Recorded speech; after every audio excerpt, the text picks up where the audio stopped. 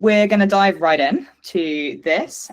So this is based, the presentation I'm about to give is based on a talk I gave at Brighton Ruby in the UK. Unfortunately, at the beginning of the Brighton Ruby one, we had a live demo, and I have scratched my head and thought many different ways of how I can do this. I even begged and pleaded with the lovely Andy Kroll, who organises the conference, to see if he could give me the footage from the live demo so I could play that, but alas, it didn't happen. So I'm going to need people to use their best imagination. So what we did at the conference was first of all, I pulled 4 people out of the audience to help me with this. So we had, firstly, I borrowed Amanda, who's the head of the CEO of the Rails Foundation. Some of you may know her from the Discord and the community. I asked Amanda to come up on the stage for me, and what I asked her to do was, when I started the timer, I asked her to organize a pool of Lego bricks into different colored piles, and then basically try and get bricks from other volunteers that we had on the stage back into her main pool to help organize those in colors. So she was really kind of fighting with the other players that were going to come up and organizing her collection of Lego bricks into colors. I then borrowed an employee out of the audience, my lovely, you're going to have to use your imagination, my lovely colleague Corey, and his job was to build as many weird sculptures as possible with the Lego bricks, obviously, that were all suitable for work. We didn't want anything too wacky, and he was only allowed to take bricks from Amanda's pool. So you can see there was a bit of a tussle there going on between them, I'm sure you can imagine. I then asked a third person, a random person who came out of the audience. This was a wonderful woman called Naomi, who was at the conference. And I asked her to try to build the tallest tower that she could out of Lego bricks. She was only allowed to use bricks from her own little private pool to add to the tower. And she could only fill up her private pool when she had completely emptied it. And then I borrowed lovely Andy Kroll, who, as I say, he organises the Brighton Ruby conference. He also runs First Ruby Friend and a number of other brilliant Ruby initiatives. And his job was to go between all the different people on stage and audit what they were doing. He had to count the number of bricks that they were using to build. And whenever he was counting, the person building had to stop building and hold up like a loading display card. And Andy could kind of dismantle the structures and count them and various bits and pieces. That's what "you may break down" refers to, not emotionally, obviously, but he could break down the tower. So as you can imagine, as I say, using your best imaginations, I'm so sorry I couldn't do this live. I did try and work out how to, but it is quite hard online. But using our best imaginations, we can think of these 4 people on stage, all with their different jobs to do with their Lego bricks. So we have somebody organizing them by color, somebody building lots of sculptures, somebody building a tall tower, and then kind of an auditor going between the two. And we'll come back to this live demo at various points throughout the talk, but if we just kind of keep that concept in mind, I gave the players 1 minute, so 90 seconds to do their tasks. And as you can imagine, it was completely chaotic. And obviously I put the Lego soundtrack on in the background for added fun. I think it will probably play if I skip forward. Yes, it will. A little blast of the Lego soundtrack there. So that was how we started. But before we carry on to the main talk content, I'll just do a bit of introduction around this talk. So hello, first of all, officially. I'm Harriet Oughton, and I'm a senior developer at Xivio. And I'm going to use that first demo, or the idea of it, our imaginative idea of it, to talk today about concurrency and threading in Ruby on Rails. Why that topic? Well, alongside my main Monday to Friday 9 to 5 job as a senior developer, I also work as a part-time contractor for the Rails Foundation, and I've been working on documentation for them, and I do various other bits of development for them. And as part of my documentation work, I've had the perhaps slightly dubious pleasure of taking a really deep dive into concurrency in Rails to write up the concurrency and threading guide. You might be wondering why on earth we were just talking about Lego then. What was all that about? Well, I mean, firstly, do we need a reason, right? It's just really, really fun to play with Lego. But also, as I say, the reason for that, we are going to keep coming back to throughout the talk. So just hold that in your mind there for a few minutes. In my previous life, so before I became a software developer, I was a school teacher. and I have a master's in education, so maybe that's sort of hence the Lego. But I do promise that I will try and avoid putting anyone in detention today or using my teacher voice. But what I am going to do is set some objectives, which is something that teachers really like to do. So these are the objectives for the talk today. We're going to keep these in mind as well. We're going to learn really what is concurrency and what are threads. So that's a strong kind of objective we're going to get out of today. We're going to look at where concurrency is really inbuilt in Rails. And we're also going to just take a quick look at the source code so that it becomes a bit less scary, a bit less of a big deal, and just look at where we can see some of this concurrency happening in action. So first of all then, thinking about the differences between what concurrency is and maybe even what parallelism is. So a bit of computer science here, only a sort of a light sprinkling of computer science. So concurrency is any program that handles multiple tasks at the same time, as you can see in the sort of the blue and orange and green lines on the left-hand side. Basically, concurrency will manage, or a concurrent program will manage how tasks are scheduled and executed. But this doesn't actually mean that the tasks are always running simultaneously.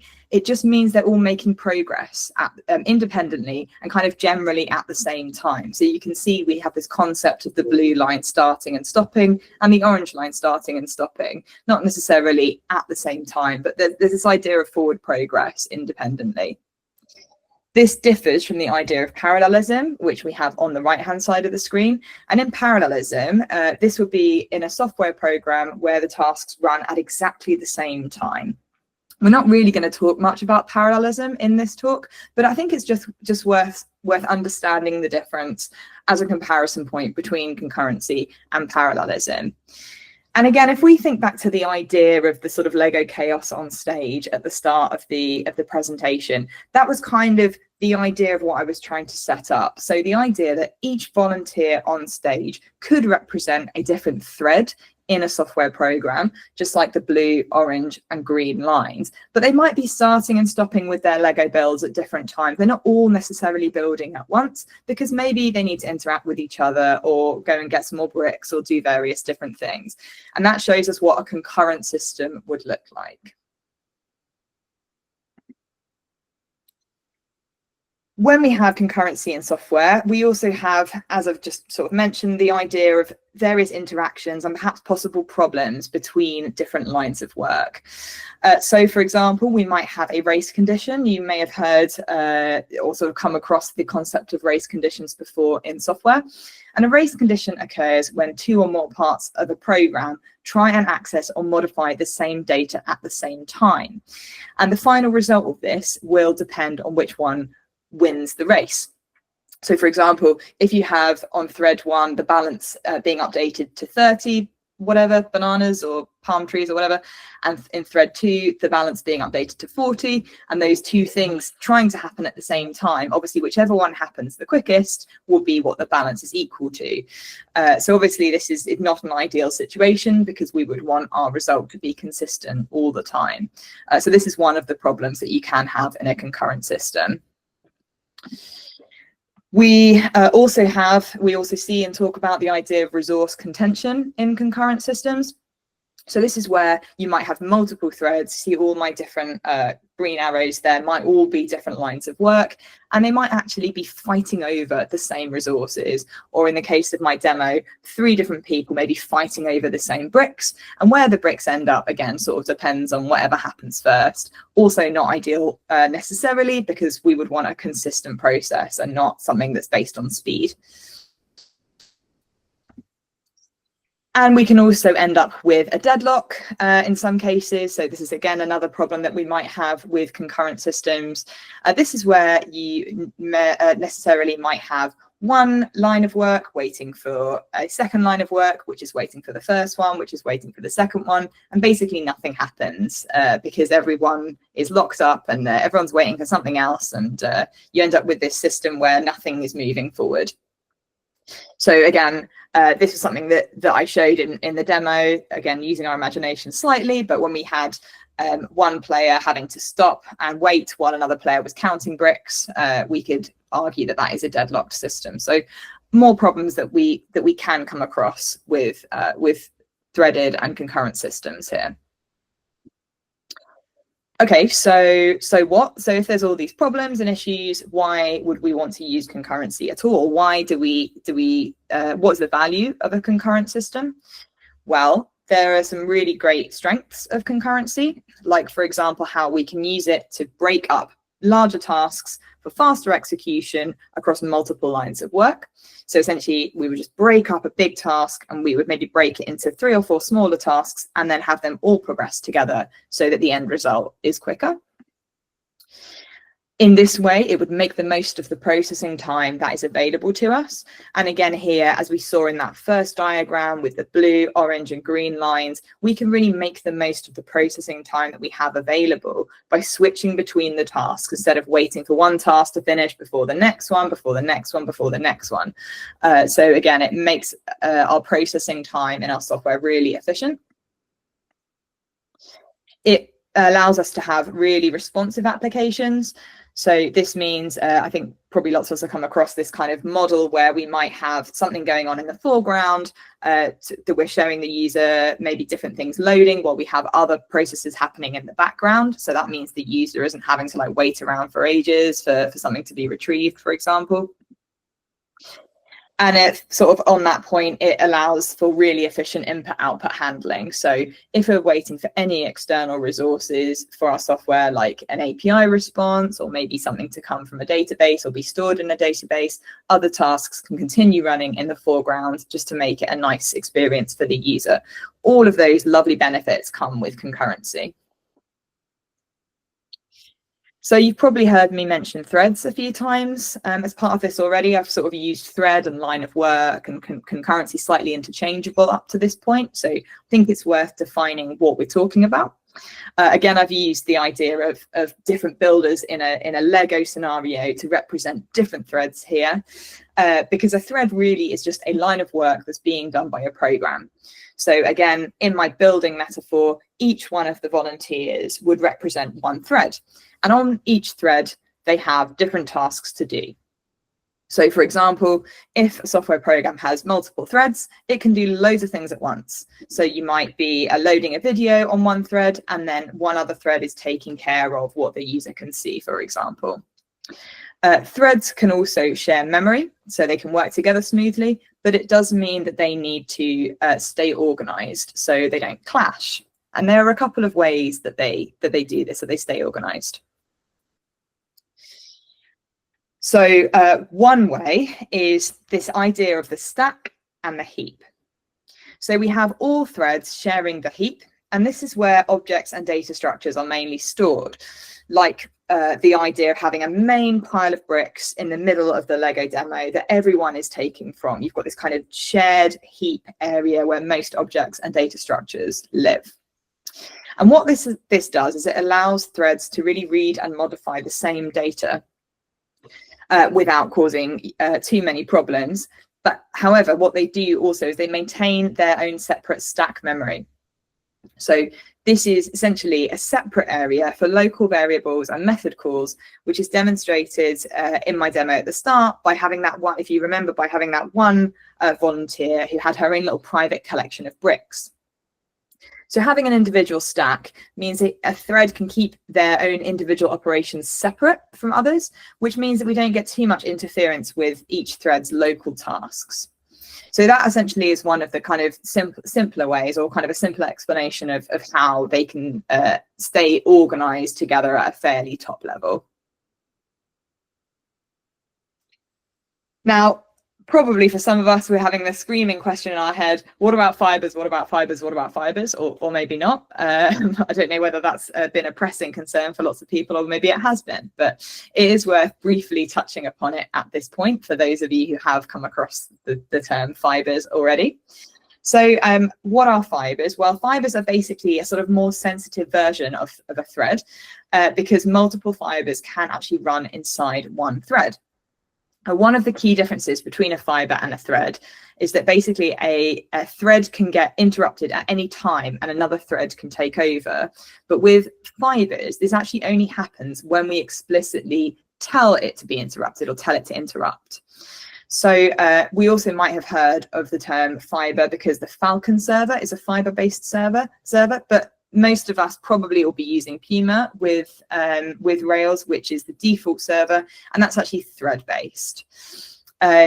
So yeah, essentially, in terms of fibers, most standard Rails applications don't actually require this very granular level of concurrency management where you would need to actually sort of specify whether or not your fiber should be interrupting another fiber at what time, things like that. So most of us generally won't need to worry too much about fibers in day-to-day application development. Mostly it would only really be if you need that very fine-grained control over task scheduling, or maybe if you're building something like perhaps a dashboard that would need to make many, maybe even hundreds of API requests in parallel at the same time, and therefore you might need to actually dictate what happens and when. Okay, so we've kind of got a sort of summary understanding of what's going on with threads, concurrency, some understanding of the terminology and the different ways that threads can interact and some of the problems that we might meet. So we're going to look now at some familiar examples of concurrency in Rails that perhaps lots of us, if we're Rails developers, would see on a daily basis, so that we kind of understand the context of what we're talking about. Rails actually has been thread safe since the release of version 2.2 in 2008. So that's a fairly long time ago now. And as a result, actually, there is loads of concurrency and loads of concurrent processes in Rails already for us that we're probably already using. So this is a very, very familiar example probably to lots of people, the idea of background jobs. So this may well have been perhaps the first example of concurrency that lots of us as Rails developers ever came across. So for anyone that hasn't seen this before or hasn't met this before, basically the idea here is that we're actually using this class that would actually probably inherit from active job. And the idea with active job and sort of jobs within Rails is that we can execute them in the background without blocking the flow of our app and we can use this to good use across all different parts of our applications. So here, obviously, we have a controller and we've got various bits and pieces happening. We're going to sort of push this task into a background job here. Whatever's happening within our processing job, we can imagine maybe the items are being updated in some way. And then instead of doing this now in real time, we're able to sort of push this into the background and redirect to what's presumably the items index page here and show the user something while processing whatever needs to be processed here in the background in a separate thread so that we're not holding up the user experience. This hopefully is a fairly familiar pattern to many of us. And even more good news, actually, Rails is concurrent even at a request level. So as I mentioned a bit earlier, Puma, the default server with Rails, is threaded, which means that actually every request to your app is given its own controller instance. And this means that requests can actually, like every request can actually be served simultaneously. I can even show you a bit of a demonstration of this. I'm not going to live code it, don't worry. I don't have some sort of, I don't know, desire for punishment. But I'm gonna walk you through what I did. So I set up a controller here, and there are two actions on this, or two methods on this controller, a slow request and a fast request. And the slow request and the fast request are actually exactly the same. All they really do is that they render a JSON object with various bits of data captured inside it. But in the slow request, we've got an additional sleep here for 3 seconds, just to basically slow this down and mock the idea that this is taking a lot longer than this one, so we can really see the concurrency in action. All I did then, and I've got a quick screen grab of this, was that I tried my best to run the two requests as close as possible to each other as I could within 2 different tabs in my terminal window here. So you can see I ran one, and then I ran the other as close as possible to being simultaneous as I could. And then basically I examined the output that I've got. and I'll be able to show you the two JSON objects side by side so we can have a little look at what they show us. So here we've got the slow request object and the fast request object, and comparing them side by side, we can see that actually if we look at the timestamps, the slow request was taking place while the fast request was running, which is pretty cool. So we can see that if nothing else, this goes some way to proving our concurrency. We can also see the actual thread ID is different and the controller ID is different, even though these numbers are annoyingly similar. They are actually different IDs. So we can see different controller instance, different thread ID, timestamps happening at roughly overlapping times, basically. So this sort of proves this idea that whenever we make a request to the app, it can happen concurrently, which is kind of cool. We also have Action Cable within Rails, which uses concurrency as well. And Action Cable uses concurrency to handle WebSocket connections. So basically what happens with Action Cable is that every WebSocket connection runs in its own thread. And this allows a server to maintain many simultaneous connections without blocking different chat connections.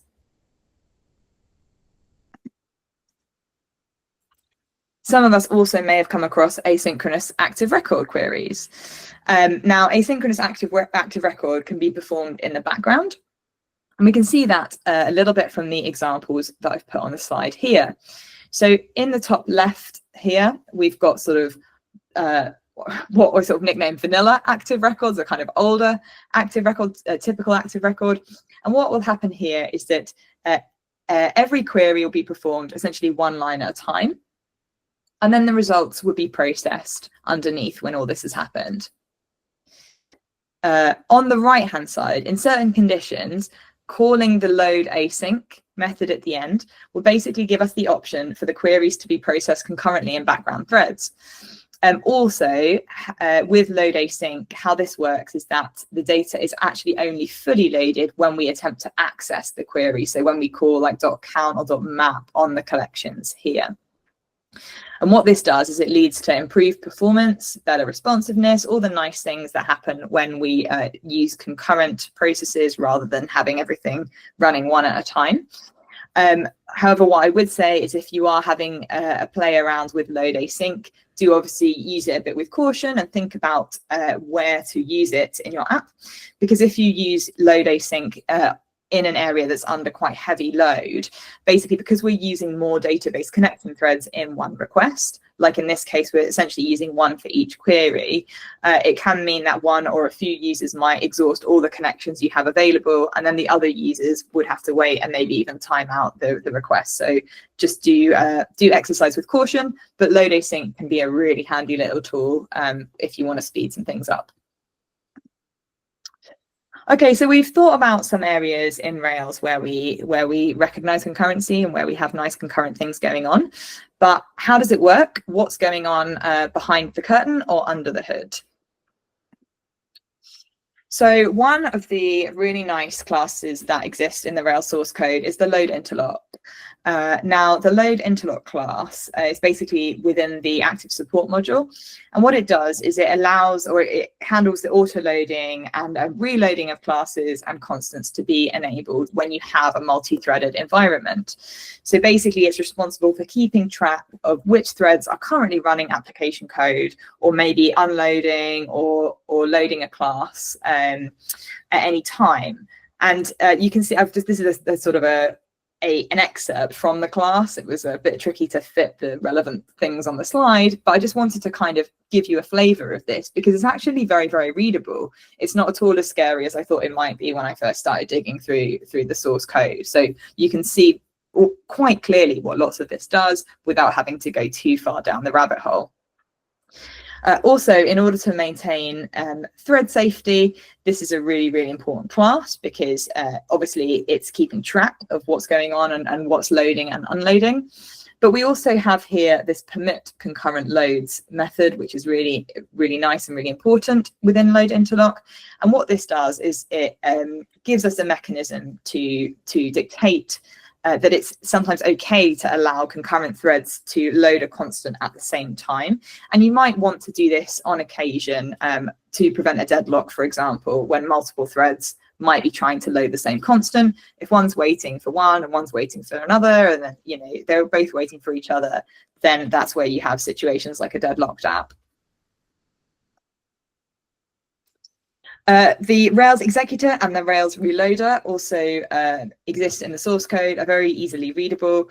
I do apologize, I couldn't work out what nice example would really capture this on the slide, so I've just gone with the titles, but it's very easy to get your head around if you have a dive into the app. They appear, the executor and the reloader appear all over the place. So how they work, essentially, they exist as like a wrapper around lots of requests and actions in Rails.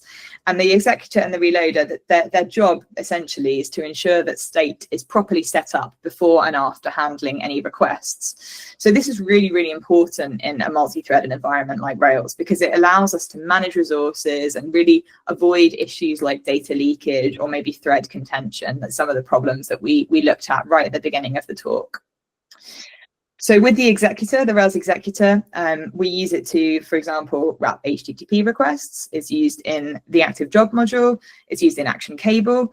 And if you think about it, those three places, any request, active job, action cable, they're the entry points to the framework. They're the places where we really have requests and events and bits and pieces coming from the outside world into our applications.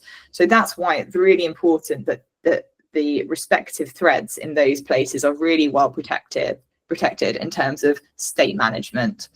In most other cases, we only need to really use the executor, or we would only need to think about the Rails executor when additional threads are spawned. So basically, most of us never even need to know it's there. We don't need to worry about it. Unless we're calling thread.new, basically. But it's really good to know that it's there doing its thing in the background, just wrapping that thread really nicely to make sure everything's nice and clean in the background for us.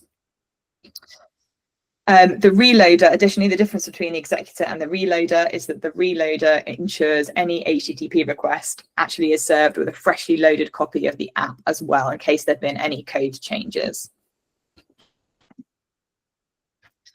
It's worth also talking briefly about current attributes at this point, because there is a bit of a crossover with concurrency and threading and current attributes. Some of us might be familiar with current attributes, some of us might never have met it before, so just a little overview, and I'll explain why this is relevant in just a moment. So what is it? What is the current attributes class? Well, basically, because we now know that requests are made in Rails in separate threads, current attributes actually gives us a way of storing request-specific data, like, for example, who the user is who's making that request, or maybe the IP address of that request. And it stores this data for the reason of it needing to be accessed maybe throughout your application, but it gives you a way of doing so without needing to like pass that value from place to place. So again, if we look in the Rails source code, this screenshot comes from the source code, we can actually see under the hood that in current attributes, we've got this idea of thread.current. You can see it there really clearly. And this is where it's really looking at the information on the current thread to look at the data that is specific to the request. And it also, current attributes also makes sure that the data is cleaned up automatically after the request is completed. So in practical terms, we would use something like that. We would use this class by setting up a new current class within our applications, and it would inherit from this module. And we would maybe set an attribute like user, and then we would store the attributes of the user in our sort of bespoke current class that we've made anytime any request happens in the application. So we might do that within a controller, for example. And we can call current.user then anywhere in our app after that's all been set up to reference the current user in a really nice thread-safe way with all the data cleaned up nicely at the end. There are, it is important to mention, critics of the current class that exist in the Rails community. They don't really like, a lot of people, the way that current attributes creates a sort of magic global variables that can be accessed anywhere in your app without making it clear always where this data is actually coming from. The critics would also argue that it makes the code slightly harder to understand and debug because you can't really see where the values are coming from. And it's a bit like maybe having variables kind of appearing out of thin air. But other people find it really convenient and nicer to use. So yeah, it comes down to personal taste, really. Okay, so now what? Well, we're kind of drawing to a close to the end of the talk now. So let's think a little bit about our key takeaways from what we've just been discussing. So concurrent processes, hopefully we understand now what they are, what they do. They are mostly processes that start and stop in a controlled way to help us manage issues within any application. So it's basically to do with making the most of our processing time that we've got, and also managing how the starting and stopping and the execution of the tasks takes place. Also, Rails has lots and lots of inbuilt concurrency with it, and Rails will handle the lower level management of all these concurrent actions, basically allowing you to think about other things. So there's, as I say, there's lots of concurrency built in Rails all over the place. We've looked at a few examples, like we've looked at active job, action cable, asynchronous active record, and current attributes as some examples. And actually, all Rails requests are, in fact, threaded by default straight away.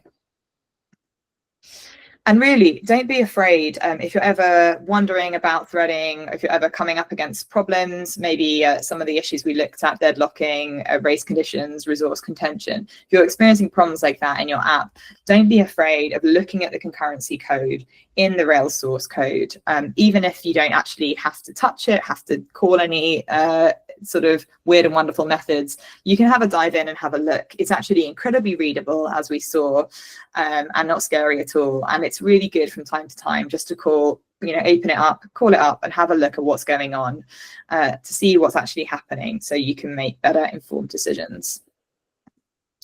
And of course, don't forget to connect with me on socials. I hope that was useful, interesting, and informative. I've put a QR code up there for the threading and code execution Rails guide. I actually think this is still the old version, is sort of live at the moment. That doesn't have the most up-to-date changes, but that's where you will find the new one when it eventually appears. But there's still some really interesting and useful information still in the old version, of course, as well. So if you want to read further, lots of information on there. If you'd like to, of course, ask any questions, you can do shortly, or you can contact me on any of the above platforms if you need, or guest through the WMB Discord. And I think that's just about it. So thank you so much.